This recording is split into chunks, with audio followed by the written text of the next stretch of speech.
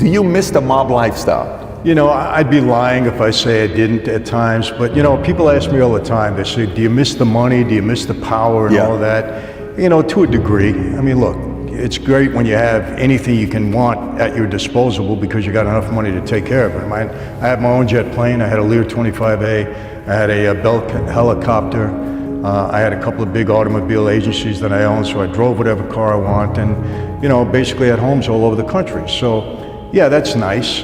But you know what I really miss? I miss the camaraderie that we had with the guys. You know, what was so attractive to me about that life is, hey, when you come in, it's a brotherhood. Don't ever worry about your wife, your daughter, your sister. We got their backs wherever you go. You know, if somebody hurts you, we got somebody to back you up. That's very powerful, very, very powerful. And I miss that kind of camaraderie that I had. So, you know, I also nice, you know, going into the back room. I want to tell you this. For those of you that saw Goodfellas, Henry Hill, he never walked in through the back kitchen of the Copacabana, I can tell you that now. But I did many times, first with my dad and then later on with myself. You know, it's nice to go in and get a ringside table and be treated that way. So to say I didn't miss it, you know, I'd be lying. How do you learn the art of the sit down then? Because that's part politics, like part journalism. Sounds like some of the interviews I've had when I was running to be mayor. Like they're trying to trip you up. If you say the wrong one thing, that's the thing that'll kill you. Like how do you learn how to negotiate that? A lot of it is experience. You know, you make mistakes in the beginning, but I was fortunate. I had my dad who schooled me well and, you know, who taught me basically how to conduct myself in these things. And, you know, one thing, Brian, the major thing my dad taught me that has worked for me my entire life, and in a serious way, I'll get into it, is be a good listener. Don't run your mouth. Don't be the first to, you know, present you. Just be a good listener, let the other guy make a mistake, think, you know, hard, be prepared going in. And for me, I became a major target of law enforcement, major target. They never got me on tape saying anything wrong, never. There was one undercover operation they had me on. They had 83 tape recordings on me. It was this whole thing with Don King and Al Sharpton. They couldn't use one of them because I never made a mistake on the tape. Because I was always listening, I was careful how I spoke, and I credit my father in listening to him, you know, okay, I understand it, Dad, you know, so you gotta be careful who you talk to. Same thing when you sit down. Let the guy present himself. You know, I always say this too. You go into a meeting, sometimes you're the smartest guy in the room, but you don't want anybody to know it. Let them think you're a dummy, you don't know anything. And they're yapping away, right? It's a big advantage. There's other times when you're not the smartest guy in the room. But if you keep your mouth shut, nobody knows that. They don't know it. So you let them talk, commit themselves. By the time they're finished, then you can become the smartest guy in the room because they told you everything, you know. Here's the thing, it's all about the media, it's all about entertainment. I mean, look, when The Godfather came out, guys on the street were acting different because it elevated the persona of guys on the street in a big way. I'm telling you, I witnessed it, I watched it. All of these movies, I speak to young kids. Michael, come on, man. You know, you had the cars, you had the money, you had all the women, you had people catering to you all the time. I said, I know. That was Goodfellas, right? Did you watch the second half of the movie? Who got killed, who lost everything, who went to jail? They don't see that. They only see the money, the power, and that's an aphrodisiac to people. Brian, when I first started speaking, I was pretty well known in New York. We had a hot name. Maybe on the West Coast, Florida, yes, because where I got indicted there too. In the Midwest, Texas, nobody knew who I was. They put on a marquee, the mob guy is going to be there, standing room only. People are interested in the lifestyle. It's all the media, Hollywood, entertainment, the news. I mean, John Gotti, come on. You know, how many people wanted to be John Gotti? How many people wanted to be Michael Corleone, Vito Corleone? It's the media. Because they see the upside, but they don't see what comes. They don't see it, and they don't pay attention to it. You actually had a lot of things going on you had stuff going on with dealerships, you own all these different things with cars. Patrick, I bought a Mazda agency when you couldn't give a Mazda away. I remember that, I remember reading that. Because the Wankel engines were exploding, you couldn't give one away. And I built that into the biggest agency on Long Island, as far as Mazda was concerned. And it was a lot of work, and I had to do things differently, but I was able to build it. I think I had a head for business, I had a knack for it. Now, you know, don't get me wrong.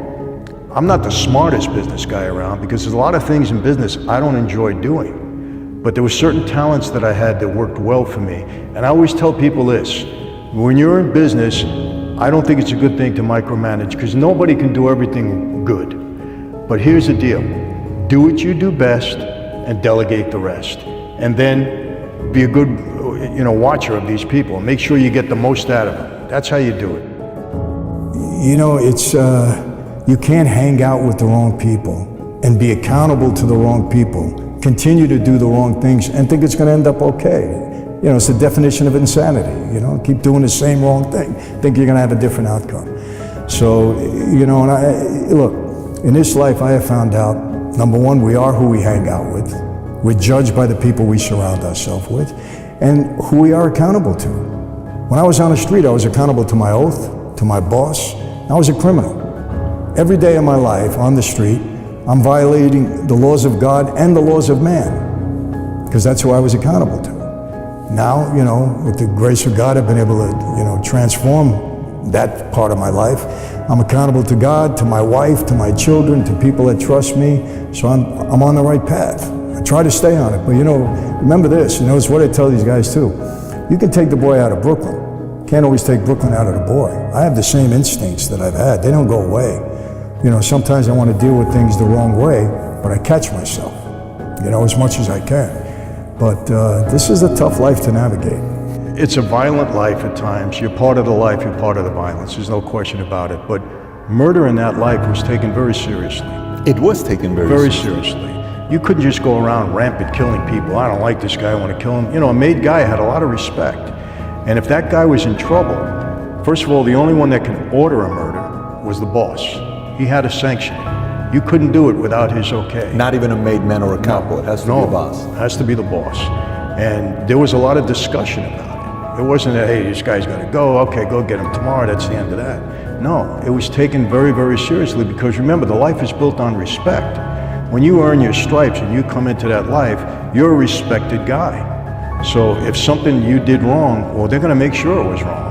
And then if you violate the oath, you know, you're going to pay the consequences. But it was something taken very seriously. You know, a lot of people think that we just went around and random killing people and killing that's what the people on movies the tell you, street. though. The That's movies what make it movies seem say. like that, yeah. I mean, I certainly didn't witness that in my lifestyle. You didn't witness that in your life? Not random stuff like that. random. No. Random. Yeah, it was taken very seriously. Would you live the life all over again?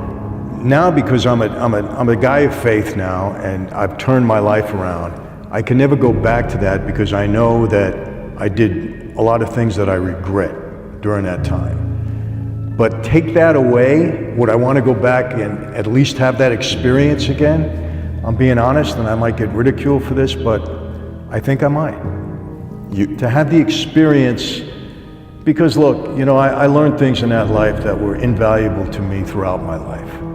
And if you take away the bad stuff and just put me back in that environment around my guys and some of the, I think I might, Patrick. And again, I hope I'm explaining this right, because You're going to have 50,000 young kids right now go become mobsters. No, no, no, You got to say the right way. I don't want that. Next thing you know, Valuetainment produced 22,000 new mobsters in the world. No. Let me make that clear. Let's give the disclaimer as well. Let me make that clear. I said it's an evil life. I said you're selfish if you put your family through that. You're going to end up in prison or dead, one of the two. Government's got it all.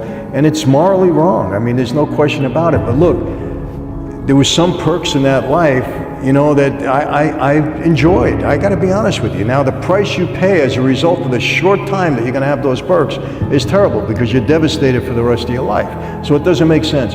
I speak to a lot of young kids. I speak to gangbangers. I go into detention halls. I have an influence over them, obviously. And I tell them straight out, you're going to be in prison for the rest of your life, or you're going to die. It's one of the two things. And they'll say to me, but Michael, you know, I saw you in Goodfellas, and they had the money, they had the power, they had the girls. I said, yeah, but did you watch the whole movie, or did you just stop in the middle? I said, who got killed, who went to jail, who became an informant, whose wife left them, whose kids suffered? Why don't you see that part? And you know what? They don't. They only focus on it. They don't realize it's very short-lived. And in the end, you're going down. And so, please, anybody listening, parent, don't get upset with me. I speak to these kids and I tell them the truth. It's a bad life. Don't ever pursue it. Don't ever make the mistakes that I did.